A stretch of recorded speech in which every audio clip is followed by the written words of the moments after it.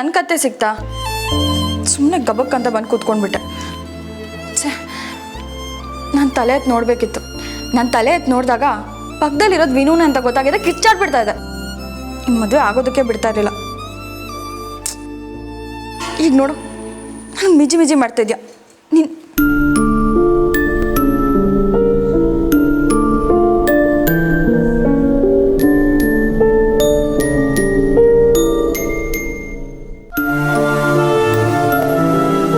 ತಾತ, ಅಜ್ಜಿ, ಇವತ್ತು ಎಲ್ಲ ಸಿಹಿ ಸಿಹಿ ಆಗೋಗ್ಲಿ, ಎಲ್ಲರ ಮನಸ್ಸು ಸರಿ ಹೋಗ್ಲಿ ಅಂತ ಟೇಟ್ ಹಾಗೆ ಮಾಡಿದ್ದೀನಿ.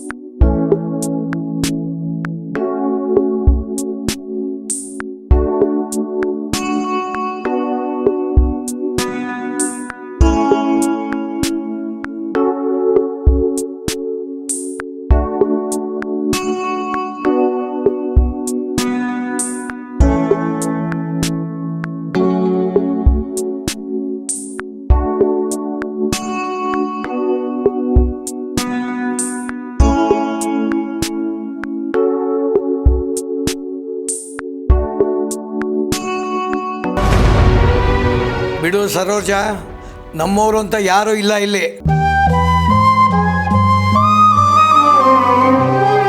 ಯಾರಿಗೆ ಯಾರುಂಟು ಎರವಿನ ಸಂಸಾರ, ನೀರ ಮೇಗಳ ಗುಳ್ಳೆ ನಿಜವಲ್ಲ ಹರಿ ಅಂತ ದಾಸರು ಯಾವಾಗಲೂ ಹೇಳ್ಬಿಟ್ಟಿದ್ದಾರೆ. ಬರೀ ಮಾತಷ್ಟೇ. ಅಲ್ಲ ರೀ ಸರೋಜ, ಮಾತಾಡಬೇಡ ಅಂತ ಹೇಳಿದ್ನಲ್ಲ.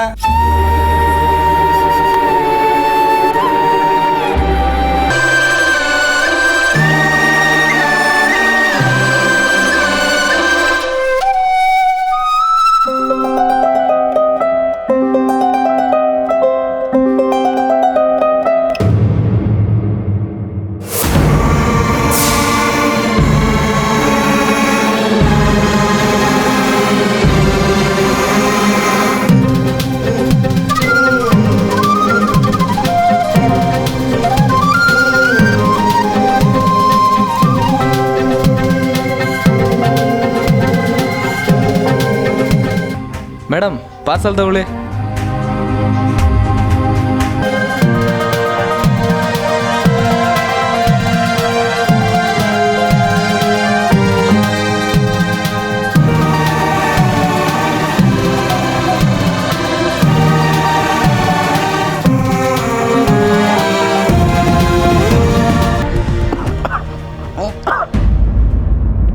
ಸರೋಜ, ನಿಧಾನ ನಿಧಾನ.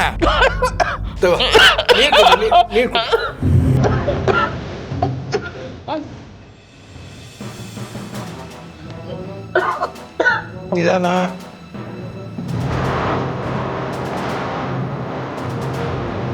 ಯಾರಿಲ್ದೆ ಹೋದ್ರೇನು ನಮ್ಮ ಜೀವನ ನಡೆಯೋದಿಲ್ವ ಸರೋಜ?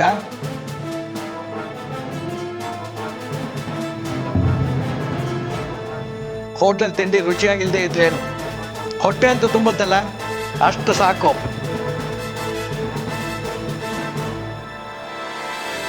ಕೇಳಿಸ್ತಾ? ಮನೆ ಬಿಟ್ಟು ಬ್ಯಾಗ್ ಹಿಡ್ಕೊಂಡು ಹೋಗೋದು ಗಡಿಯಾಗಿದ್ದಲ್ಲ, ಅವ್ರಿಗೆ ಹೇಳ್ತಾ ಇರೋದು.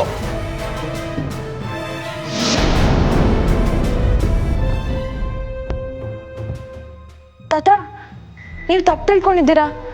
ನನ್ನ ಬ್ಯಾಗ್ ಹಿಡ್ಕೊಂಡು ಹೋಗಿದ್ದೆ. ಸಾಕು, ನನಗೆ ಯಾರ ಜೊತೆನೂ ಮಾತಾಡಕ್ಕೆ ಇಷ್ಟ ಇಲ್ಲ. ಸರೋಜ, ಆಯ್ತಾ?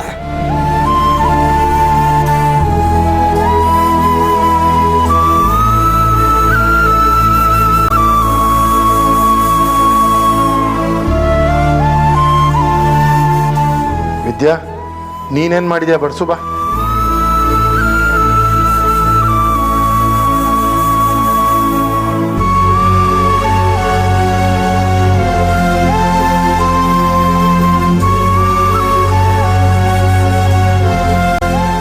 ಅಪ್ಪ, ಇದೆಲ್ಲ ಯಾಕೆ ಈ ಥರ ಆಗ್ತದೆ? ನಾನು ತಪ್ಪು ಮಾಡಿಲ್ಲ, ನಾನು ನಿಜಾನೇ ಹೇಳ್ತಾ ಇದ್ದೀನಿ. ವಿದ್ಯಾ, ಹೀಗೆಲ್ಲ ಆಗ್ತಾ ಇದೆ, ಆಗಬೇಕು. ಇದನ್ನು ನಾವು ತಡೆಯೋಕ್ಕಾಗತ್ತಾ? ಅಪ್ಪ ಅಮ್ಮ ನಿನ್ನ ಮೇಲೆ ಪ್ರೀತಿಯಿಂದ ಕೋಪಿಸ್ಕೊಂಡಿದ್ದಾರೆ.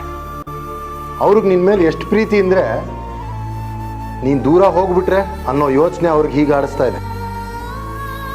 ಅದಕ್ಕೆ ಕೋಪಿಸ್ಕೊಂಡಿದ್ದಾರೆ ಅಷ್ಟೇ. ಅರುವಿನು ಮನೆ ಬಿಟ್ಟು ಹೋಗ್ಬೇಕಾದ್ರೆ ನೀನು ಬ್ಯಾಗ್ ತಗೊಂಡು ಹೋದಿಯಲ್ಲ, ಅದಕ್ಕೆ. ನಾನು ಅದೇ ಹೇಳಬೇಕು ಅಂತಿದ್ದೆಪ್ಪ. ನಾನು ಆ ಬ್ಯಾಗ್ ತೊಗೊಂಡೋಗಿದ್ದು. ವಿದ್ಯಾ, ಈಗ ಅದೆಲ್ಲ ಯಾಕೆ ಬಿಡು, ಆಗೋಯ್ತಲ್ಲ. ವಿದ್ಯಾ, ಹೋಗಿ ಅಪ್ಪ ಅಮ್ಮನ್ನ ಮಾತಾಡ್ಸು, ಒಪ್ಸು, ಎಲ್ಲ ಸರಿ ಹೋಗುತ್ತೆ. ನಾನು ಇವಾಗ ಹೋಗಿ ಮಾತಾಡ್ಸಿದ್ರೆ ಅವ್ರು ನನ್ನ ಜೊತೆ ಮಾತಾಡ್ತಾರಾ? ವಿದ್ಯಾ, ನೀನು ಹೋಗ್ಬಿಟ್ಟು ಬ್ಯಾಗು ಗೀಗು ಅದು ಇದು ಅಂತ ಕತೆ ಹೇಳ್ದೆ ಮಾತಾಡ್ಸು, ಒಪ್ಕೋತಾರೆ. ಅವ್ರಿಗೆ ನಿನ್ನ ಮೇಲೆ ಎಷ್ಟು ಪ್ರೀತಿ ಇದೆ ಅಂದರೆ ನೀನು ಹೋಗಿ ಮಾತಾಡ್ಸು, ನಿನಗೆ ಗೊತ್ತಾಗುತ್ತೆ. ಥ್ಯಾಂಕ್ಸ್ ಅಪ್ಪ, ನಾನು ಇವಾಗಲೇ ಹೋಗಿ ಮಾತಾಡ್ಸ್ತೀನಿ. ಅಬ್ಬಾ, ಈ ವಿದ್ಯಾ ಬ್ಯಾಗಿನ ವಿಷಯ ತೆಗೆದು ಎಲ್ಲಿ ನನ್ನನ್ನು ತೆಗ್ಲಾಕ್ಸ್ಬಿಡ್ತಾಳೋ ಅಂತ ಅನ್ಕೊಂಡಿದ್ದೆ. ಸದ್ಯ ಬಚಾವಾದೆ.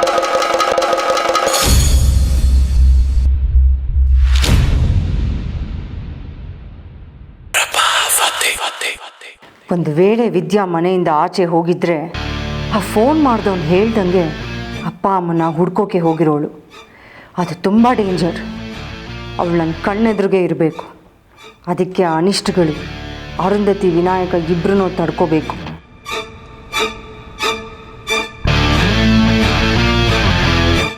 ಅತ್ತಿಗೆ ಲೆಕ್ಕಾಚಾರ ಏನು ಅಂತ ನಾನು ಅತ್ತಿಗೆ ಫೋಟೋಗ್ರಾಫರ್ ಫೋನ್ ಮಾಡಿದ್ರು. ಅವ್ರಿಗೆ ಫೋಟೋಗಳು ಯಾವ್ದು ಬೇಕು ಯಾವ್ದು ಬೇಡ ಅಂತ ಸೆಲೆಕ್ಟ್ ಮಾಡೋಕ್ಕೆ ಗೊತ್ತಾಗ್ತಾ ಇಲ್ವಂತೆ. ಯಾಕಂದರೆ ಮೊದಲಿದ್ದ ಗಂಡು ಹೆಣ್ಣು ಬೇರೆ, ಆಮೇಲೆ ಮದುವೆ ಆಗಿದ್ದ ಗಂಡು ಹೆಣ್ಣು ಬೇರೆ ಅಲ್ವಾ. ಅದಕ್ಕೆ ಪಾಪ ಅವ್ರಿಗೆ ಸೆಲೆಕ್ಟ್ ಮಾಡೋದಕ್ಕೆ ಕಷ್ಟ ಆಗ್ತಿದೆಯಂತೆ. ಅವ್ರ ಹುಡುಗನ ಕೈಲಿ ಫೋಟೋಸ್ನೆಲ್ಲ ಪೆಂಡ್ರೈವ್ಗೆ ಹಾಕಿ ಕಳಿಸ್ಕೊಡ್ತಾರಂತೆ. ಅದನ್ನ ನೋಡಿ ನೀವೇ ಸೆಲೆಕ್ಟ್ ಮಾಡಬೇಕಂತೆ ಅತ್ತಿಗೆ. ಆ ಮದುವೆಗೆ ಫೋಟೋ ಬೇರೆ ಕೇಳು. ಹೌದು ಅತ್ತಿಗೆ, ನಾವು ಎಲ್ಲರೂ ಅಲ್ಲೇ ಇದ್ವಿ. ಆದರೂ ರಕ್ಷಾ ಮತ್ತು ವಿದ್ಯಾ ಹೇಗೆ ಬದಲಾದ್ರು ಅದು ನಮಗೂ ಗೊತ್ತಿಲ್ಲದೆ ಇರೋ ಹಾಗೆ.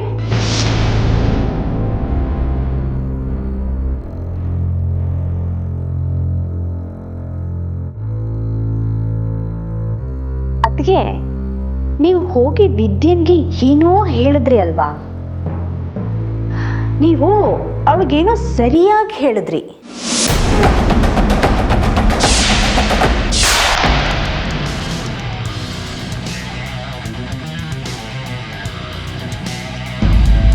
ಈಗ ಇವಳು ಇದನ್ನು ಯಾಕೆ ತಿರುಗ್ತಿದ್ದಾಳೆ? ನಾನು ಸಿಕ್ಸೋ ಯೋಚನೆಯಲ್ಲಿದ್ದಾಳೆ. ಇವಳು ಮನಸ್ಸಲ್ಲಿ ಏನಿದೆ ಅನ್ನೋದು ಅರ್ಥನೇ ಆಗ್ತಿಲ್ವೇ? ಮದುವೆ ಆಗಿ ಇಷ್ಟು ದಿನ ಆಯಿತು, ಪಾಪ ಏನು ಹೇಳಿದ್ರಿ ಅಂತ ನಿಮ್ಗೆಲ್ಲಿ ನೆನಪಿರುತ್ತೆ ಅಲ್ವಾ? ಹೋಗಿ ಬಿಡಿಯೋದಕ್ಕೆ ನಾನು ಹೋಗಿ ವಿದ್ಯೆನೇ ಕೇಳ್ತೀನಿ, ನೀವು ಏನು ಹೇಳಿದ್ರಿ ಅಂತ. ಸವಿತಾ, ನಾನು ಇರೋದನ್ನೇ ಹೇಳಿದ್ದು. ಈಗ ಅದೆಲ್ಲ ಯಾಕೆ? ಮದುವೆನೇ ಮುಗಿದೋಯ್ತು, ಬಿಟ್ಬಿಡು. ಸರಿ ಅದಕ್ಕೆ ಬಿಟ್ಬಿಡೋಣ. ಆದರೂ ಅದಕ್ಕೆ ರಕ್ಷಣೆ ವಿದ್ಯನ್ಗೆ ಹಸೆ ಮನೆ ಮೇಲೆ ಕೂತ್ಕೋ ಅಂತ ಹೇಳಿದ್ದಾಳೆ. ಈಗ ನೋಡಿದ್ರೆ ವಿದ್ಯನ್ಗೆ ಅವಳೇ ಎಗರಾಡ್ತಿದ್ದಾಳೆ. ಇದ್ಯಾಕೆ ಅಂತ ಅರ್ಥ ಆಗ್ತಿಲ್ವಲ್ಲ. ರಕ್ಷಣೆ ಹೇಳಿ ವಿದ್ಯಾ ಹಸೆ ಮನೆ ಮೇಲೆ ಕೂತ್ಕೊಂಡ್ಲು ಅಂದಮೇಲೆ ಇಲ್ಲಿ ಜಗಳ ಯಾಕಾಗತ್ತೆ? ನನಗೇನೋ ಇವರಿಬ್ಬರು ಮಧ್ಯ ಥರ್ಡ್ ಅಂಪೈರ್ ಇದ್ರು ಅಂತ ಅನಿಸುತ್ತೆ.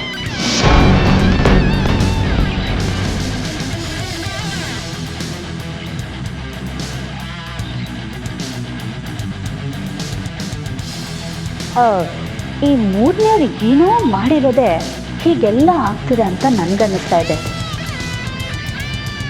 ಈ ರಹಸ್ಯ ಏನು ಅಂತ ತಿಳ್ಕೊಳ್ಳೇಬೇಕು ಅತ್ತಿಗೆ. ನನಗಂತೂ ಇದನ್ನು ತಿಳ್ಕೊಳ್ಳೋವರೆಗೂ ನಿದ್ದೆನೇ ಬರಲ್ಲ. ನನ್ನ ಗಂಡನ ಮೇಲೆ ಆಣೆ.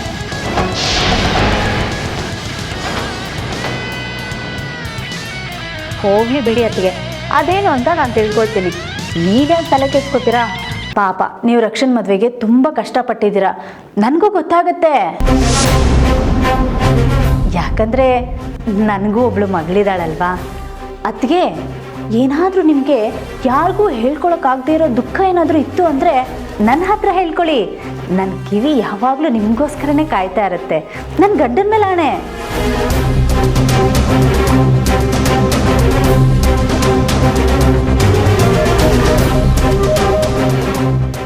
ಎಲ್ಲ ಗೊತ್ತಿದೆ ಅವಳಿಗೆ. ನಾನು ಸಿಕ್ಕಾಕ್ಸಕ್ಕೆ ನೋಡ್ತಿದ್ದಾಳಲ್ಲ, ಏನು ಮಾಡಲಿ?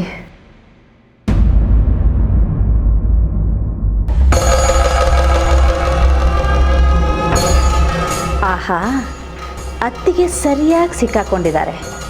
ನನ್ನ ಮಗನ ರೂಟು ಕ್ಲಿಯರ್ ಆಗೋಗುತ್ತೆ, ಗ್ಯಾರಂಟಿ. ಈಗೇನು ಭಗವದ್ಗೀತೆ ಪುಸ್ತಕ ಹುಡ್ಕೊಳಕ್ಕಾಗುತ್ತೋ ಇಲ್ವೋ ನಿನ್ನ ಕೈಲಿ? ಓ ಸುಮ್ಮನೆ ನನ್ನ ಮೇಲೆ ಯಾಕೆ ರೇಗ್ತೀರಾ? ನೋಡಿ, ನಿಮಗೆ ಆ ಪುಸ್ತಕ ಹುಡುಕ್ ಕೊಡಬೇಕು ಅಂದರೆ ಅದು ವಿದ್ಯಾ ಮಾತ್ರ. ಇರಿ, ಅವಳನ್ನು ಕರೀತೀನಿ. ನೋಡು, ಅವಳ ಹೆಸರೆತ್ತು ಬೇಡ. ನಾನು ಭಗವದ್ಗೀತೆ ಪುಸ್ತಕ ಓದ್ತಾ ಇದ್ರು ಚಿಂತೆ ಇಲ್ಲ. ಅವಳು ಈ ರೂಮ್ ಒಳಗಡೆ ಕಾಲು ಇಡಬಾರ್ದು ಅಷ್ಟೇ. ಪಾಪ, ಆ ಕೂಸಿನ ಮೇಲೆ ಯಾಕೆ ನೀವು ಅಷ್ಟೊಂದು ರೇಗ್ತೀರಾ ಅಂತ. ಆಹಾಹಾಹಾ, ಕೂಸು ನೀನು ಮುದ್ದಿನಿಂದ ಬೆಳೆಸಿದಕ್ಕೆ ಅವಳು ಇವತ್ತು ಹೀಗೆ ಮಾಡಿರೋದು. ನೀನು ಆ ಕಡೆ ಹುಡುಕು, ನಾನು ಈ ಕಡೆ ಹುಡುಕ್ತೀನಿ. ಅಯ್ಯ, ಹುಡುಕೊಳ್ರಿ.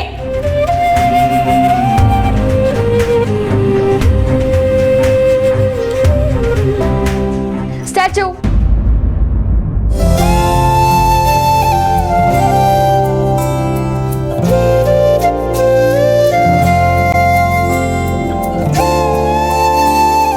ನೋಡಿದ್ರಾ, ಈಗ ತಾನೇ ಕಿರಿಕಿರಿ ಅಂತಿದ್ದ ಜೋಡಿ ಎಷ್ಟು ಮುದ್ದಾಗಿ ನಿಂತೀರಾ.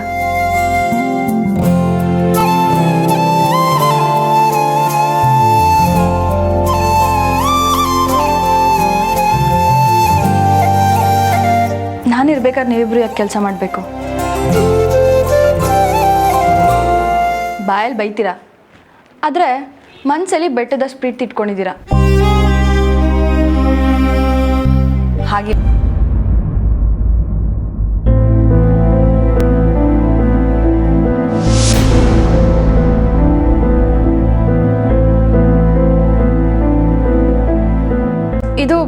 ಇದು ಮೋಸ. ನೀವಿಬ್ರು ನಂಗೆ ಹೇಳ್ದೆ ಹೇಗೆ ಸ್ಟ್ಯಾಚುನ್ ಬ್ರೇಕ್ ಮಾಡಿದ್ರಿ? ನಾವು ಮುಂಚೆನೇ ಮಾತಾಡ್ಕೊಂಡಿದ್ದೀವಲ್ವಾ, ಸ್ಟ್ಯಾಚು ಬ್ರೇಕ್ ಮಾಡಿದ್ರೆ ಹಳೆ 1000 ರೂಪೀಸ್ ನೋಟ್ ಫೈನು ಅಂತ.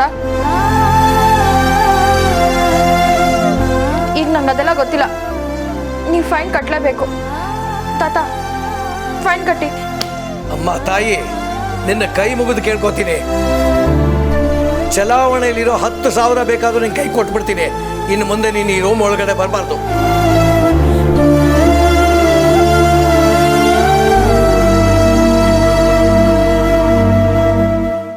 ರೀ, ಈ ಕೋಪ ತಾಪ ಎಲ್ಲ ಸಾಕು ಮಾಡ್ರಿ. ಇನ್ನ ನೋಡಿ ಪಾಪ ವಿದ್ಯಾ ಹೇಗಳ್ತ.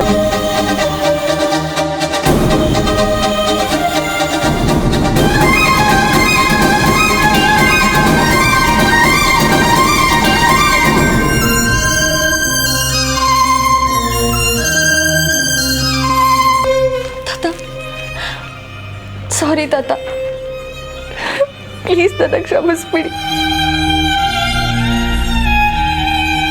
ನಾನು ಇನ್ಮೇಲೆ ಯಾವತ್ತೂ ಆ ಥರ ಮಾಡಲ್ಲ.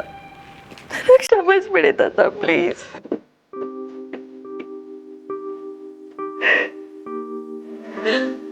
ವಿದ್ಯಾ, ಇದೇ ಕೊನೆ ಸರಿ. ಇನ್ಯಾವತ್ತೂ ನಮ್ಮನ್ನ ಈ ಮನೆನ ಬಿಟ್ಟು ಹೋಗೋದಿಲ್ಲ ಅಂತ ಆಣೆ ಮಾಡಿಬಿಟ್ಟ.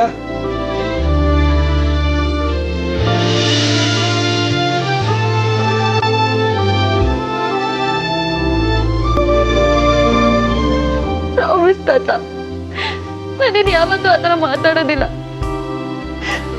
ನಿಮ್ಮೆಲ್ಲರನ್ನೂ ಬಿಟ್ಟು ಬಕ್ಕದ್ ನನಗೂ ಬರಲ್ಲ ತಾತ.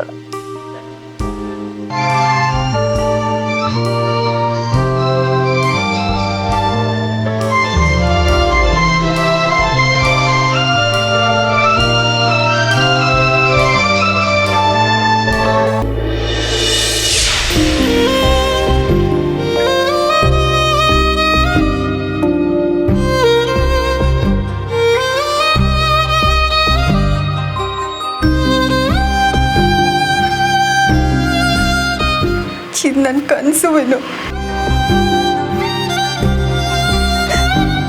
ಈ ಖಾಲಿ ಫ್ರೇಮಲ್ಲಿ ನಂದು ನಿಂದು ಮದುವೆ ಫೋಟೋ ಬೀಳ್ಬೇಕಿತ್ತು. ಆದ್ರೆ ಆ ವಿದ್ಯೆ ಎಲ್ಲ ಹಾಳು ಮಾಡಿಬಿಟ್ಲು. ಏನ್ ಮಾಡ್ಲಿ ನಾನೀಗ? ಟೈಮ್ ಅವಳ ಕಡೆಗಿದೆ. ನಾನು ಹೇಗೆ ಅದನ್ನು ಸರಿ ಮಾಡಲಿ?